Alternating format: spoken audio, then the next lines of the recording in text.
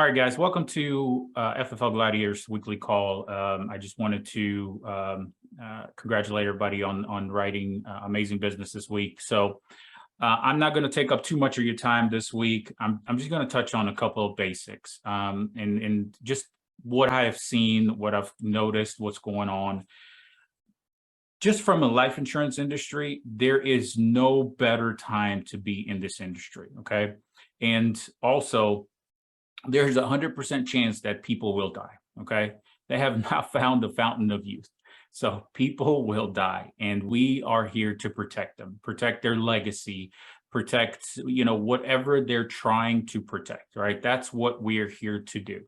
And so when you're talking to somebody, the reason it's difficult because let's be real, nobody wants to talk about death. I mean, it's not a comfortable conversation. And so we're here to help them make that comfortable, all right? Give them a legacy so they can protect themselves, protect their business, whatever it is. And so many people have good amount of cash now because, the government's been given so much, but people want to protect it. And so the best way to protect whatever it is they want to do is through life insurance. And so I always question myself, why do so many multi-billionaires have billions of dollars of life insurance? Well, they're trying to protect their legacy, right?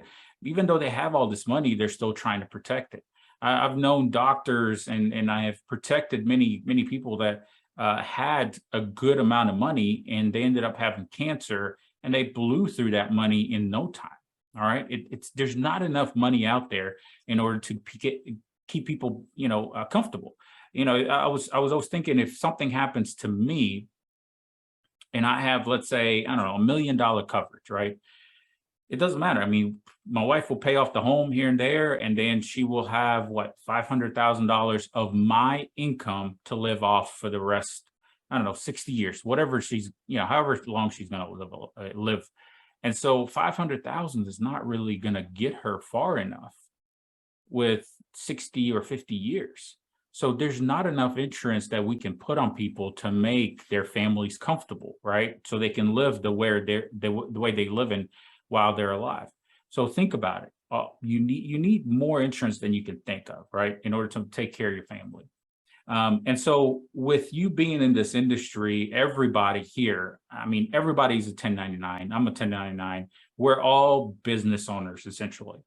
And when I talk to all of my friends who have businesses, a brick and mortar or whatever businesses they have, they only have somewhere between 10 to 25% in net profits, right? But if you take that and try to tell them that, hey, in life insurance and what we do as mortgage protection or through Family First Life, your typical return rate on your investment is like 50% and higher, depending on how lean you actually work.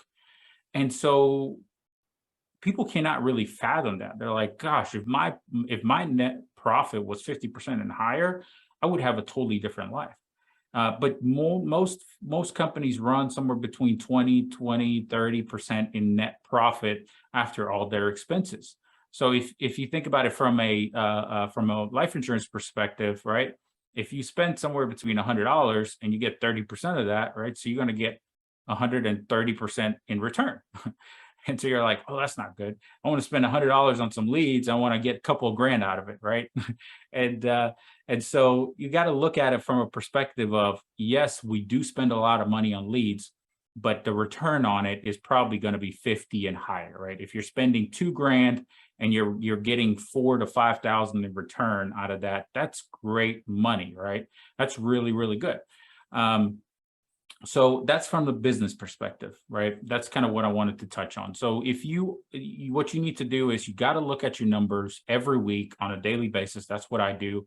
And that's how you run a business. Make sure you know how much you're actually getting in, how much you're actually spending. And you always have to have a cushion for your expenses. If you're spending your profit, okay, that's not good. You need to be able to put your money aside and pay yourself a salary, whatever it is, and run that business that way. But if you just spend your money that comes in, and then at the end of the week, you need to invest, you don't have no money, that's really, really bad, okay? That is not how you run this industry.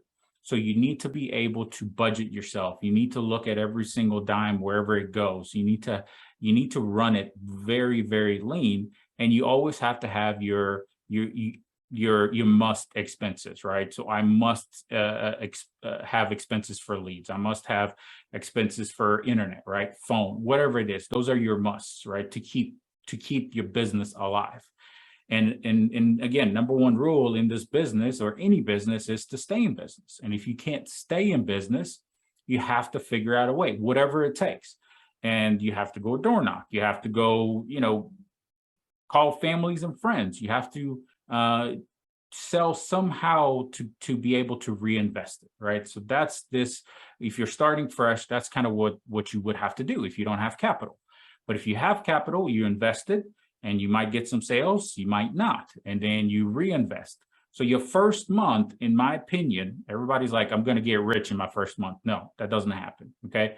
Your first month, you're going to try to quit 100 billion times. Okay. And ultimately, and I hate to say this, and I'm not trying to be harsh, but I kind of want new people to quit, because that tells me where they are. If you can't make it in the first couple of months, you shouldn't be here, right? You can ask Brian. There's only 8% of agents that make it in this industry. That means 92% of agents are going to quit. And so we want to identify those 92 really quick so they can leave, so we can help the 8%. I'd rather work with the 8% that want to be here than the 92% that are just spinning their wheels and not doing anything, right? Not trying to be rude or anything, but it benefits the people that truly need help, okay? And so for me, I don't know who those people are. They will identify themselves as we recruit, as we add them to the system, but I don't do anything different. Robbie doesn't do anything different than anybody else. We call people, we ask them the question, right? Hey, are you interested in life insurance? I'm here to help you. Whatever it is, we're here to help the people that want to be helped. And so the more you make noise, the squeaky wheel gets the grease, right? The more you ask people, you will get a sale eventually. But if you quit, nothing happens, okay? And then we just kind of have to bypass you and then start working with the people that want to do something. If you're doing this part-time, I understand. If you're doing this full-time, you really, really need to get yourself in gear, right? It's your livelihood. It's how you pay your bills. And you really need to treat this as with urgency. You can't be treating this lightly. This is a real business.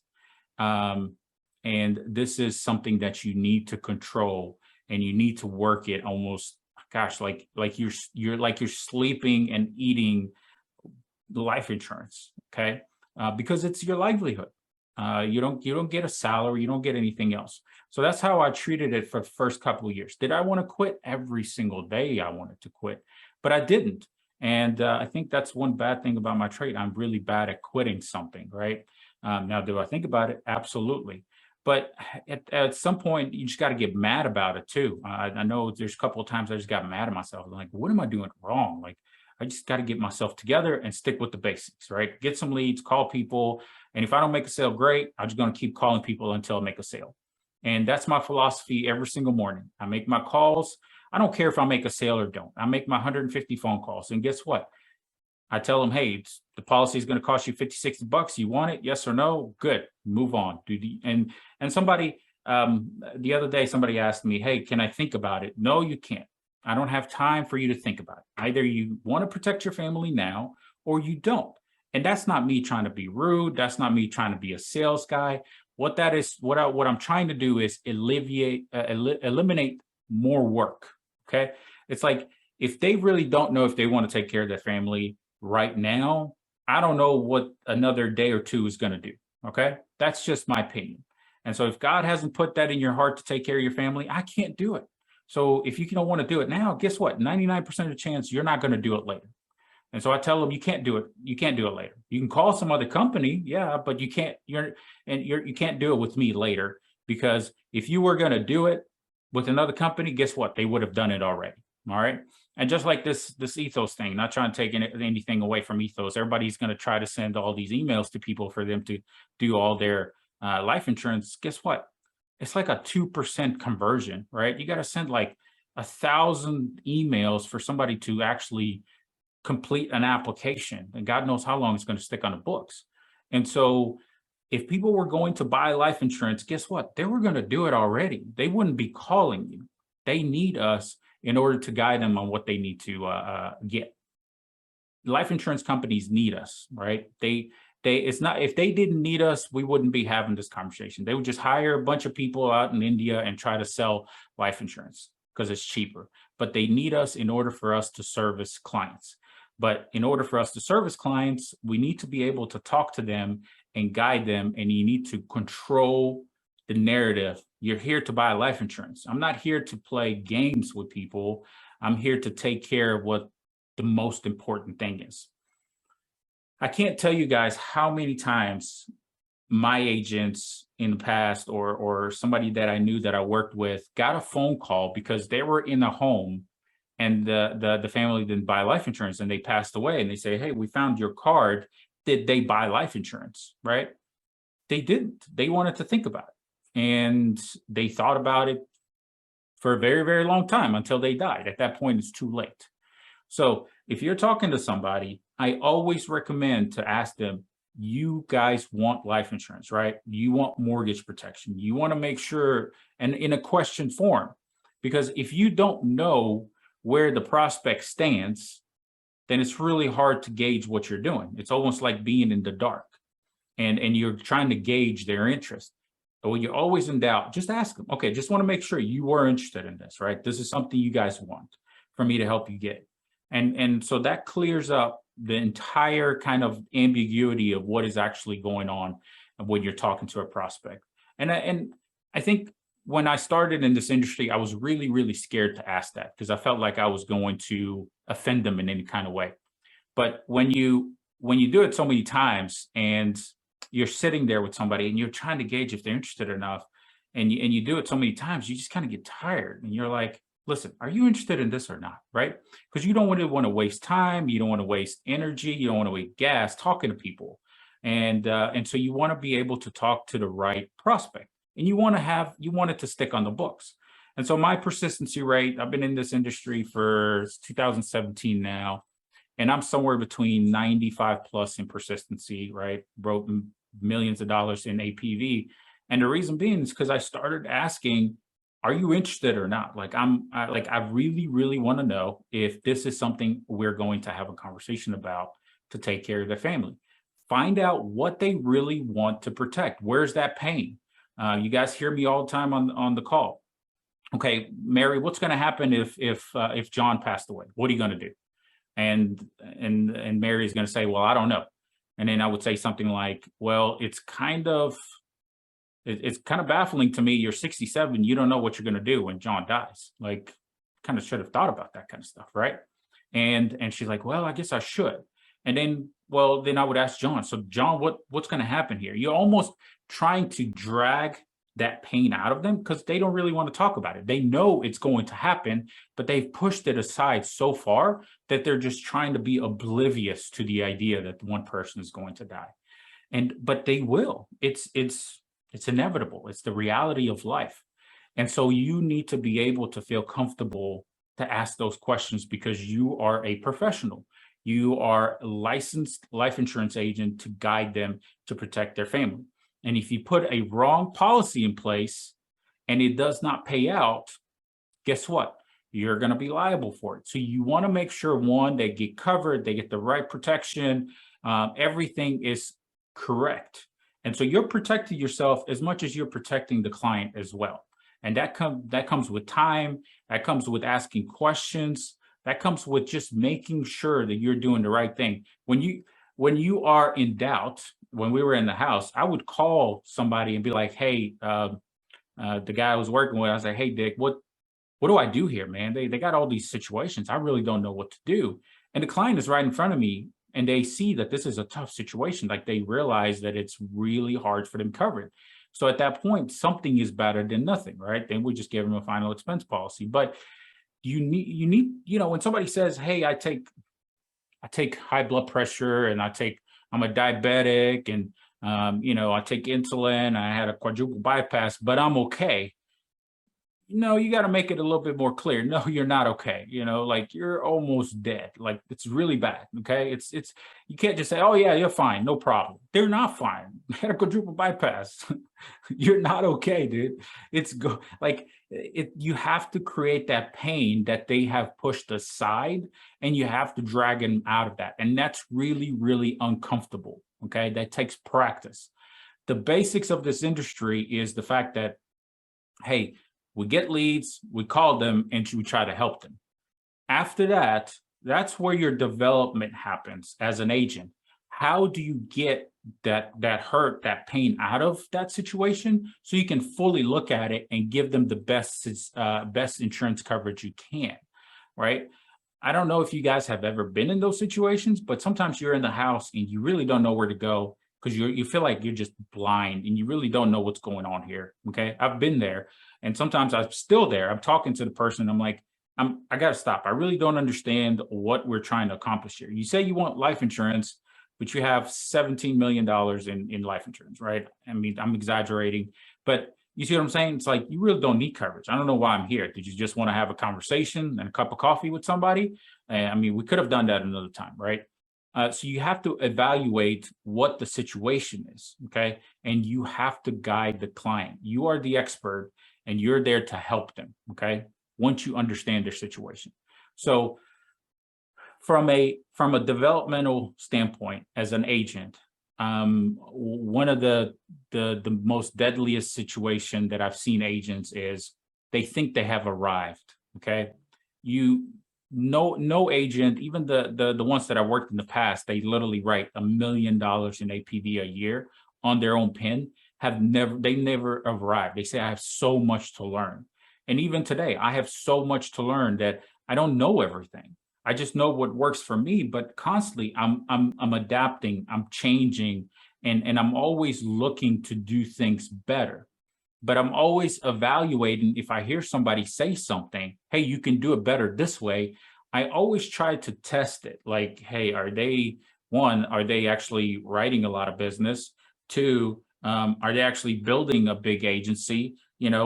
Three, is this really true? Because a lot of times listen to podcasts and listen to people say stuff, they will intentionally tell you a lie so that you don't do exactly what they do, because that's pretty much giving away their secrets. Right now some other person is going to do exactly what I do and have the same lead source as I do, and guess what? That ruins their business.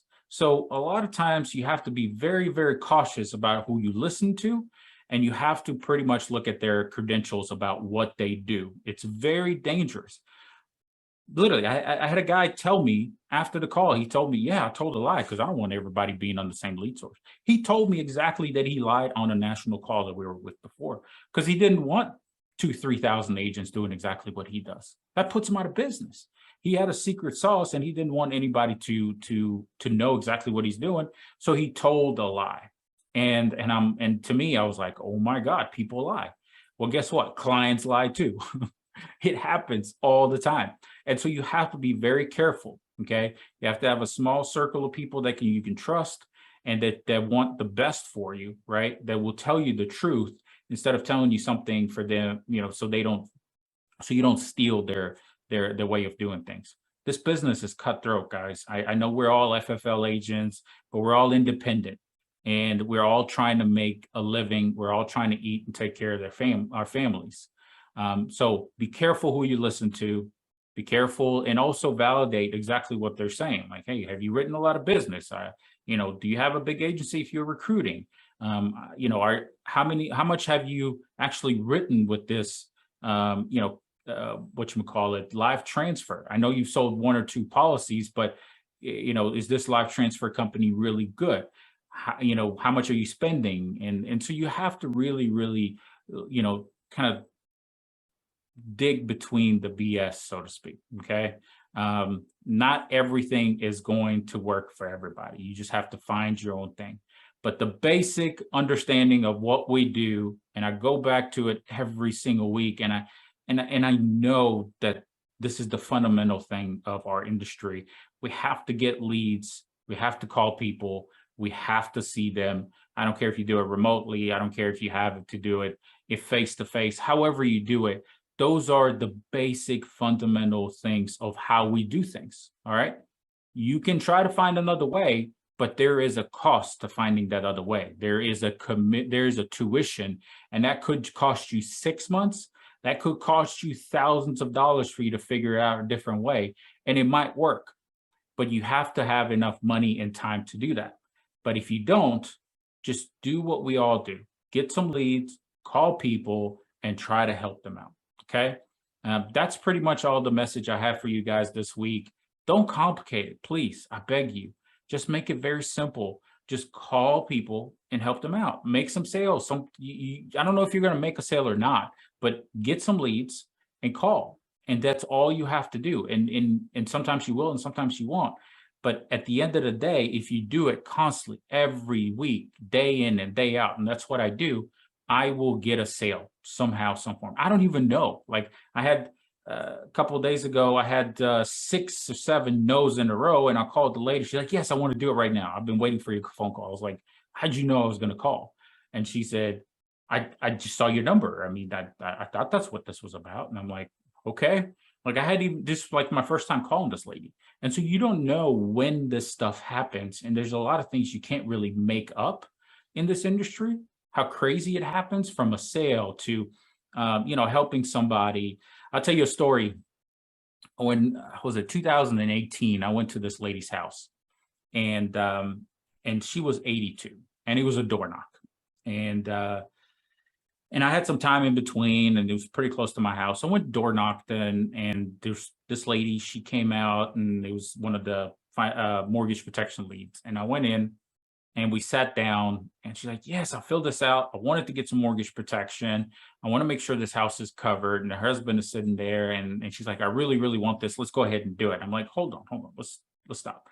Like, it's like $170,000 cover, and she's 82. And I'm like, I know you want it, but why? Like, what's going on here? Like, why do you want it so bad? And she's like, "Well, we messed up on our house. Somebody sold us some solar panels. They told us it was like going to be $2,500 but it cost us 75,000. So we needed to get a second mortgage and refinance and all kinds of stuff." Right? I'm like, okay. Let's try to figure this out. So we looked at all kinds of situations. She couldn't afford it, and of course she couldn't qualify for it, right? And I'm like, you can't qualify this. Maybe we should do a final expense policy. She's like, "Well, I have a lot of them." And so she pulled out the stack of policies, and I kid you not, it was like 7 different final expense policies, okay? And she's like, different agents came by, and they just sold me all this stuff. And I'm like, dear God, I was like Transamerica, AIG, Foresters, Mutual Omaha. It's like every single one of them, right? And again, this was like a 2-year-old policy. And she's like, I just don't know. I know we're paying a lot for this and we're paying for that. And I was like, "How much do you guys make a year?" Right? And she's like, "Oh, we make about 3,500." I was like, hold on. How do you guys survive? Like, I'm really trying to understand their situation. Like, how are you making ends meet here, right? You have all these policies, and on top of that, they're paying like $450 a month for a long-term care policy. And I'm like, what is happening here? It's like a big mess. I was like, "Do you guys have a massive savings account I don't know about?" Because just looking at this, it's really bad, right? She's like, "I know it's bad. We need to do something about it." And so we went from wanting mortgage protection to it is really bad, right? And I'm like, okay, well, let's see what happens. So I try to help her. I didn't sell her necessarily anything, right? I got a couple of her policies canceled because she couldn't afford it. I did ended up helping her out. And so her daughter calls and she says, "Who is this guy helping you out?" Right? And she's like, "Well, so this nice guy came to sell us some life insurance." And so her daughter was very concerned. So next time I came over to help out with a couple of things, because I couldn't help out everything at that time because I had another appointment. I said, "I'll come back some other time and help out." And we made an appointment. And her daughter was there. We were helping her out. And her daughter says, "Hey, I have a couple of these policies. Can you review them as well?" Right? So she brings them, and she had these old Prudential policies that had no living benefits.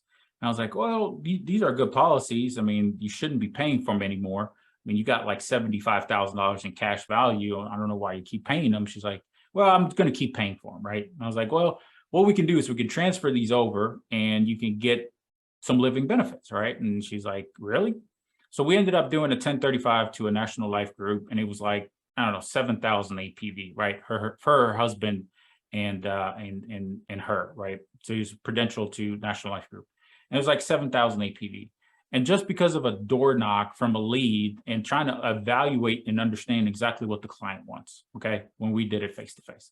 And you can do the same thing in home. I had a guy, I talked to him on the phone, and I literally told him, kind of like I was like, you can't qualify for this. And I told the guy, I was like, he said he wanted to do this face to face. And I said, I'm not coming out there. You live 2 hours away. I'm not going to drive out there. We can do this over the phone. He's like, well, I don't like doing things over the phone. I was like, well, your only option is to come by, right? And the guy drove 2 hours to come see me. And so we sat at a McDonald's store, and we got him a policy. He didn't qualify for what he wanted to, but we got him a policy. He drove 2 hours to get a policy. So we got him something he can qualify for, right? And so you have to stand your ground on how to do this business, and don't be afraid to say no to clients.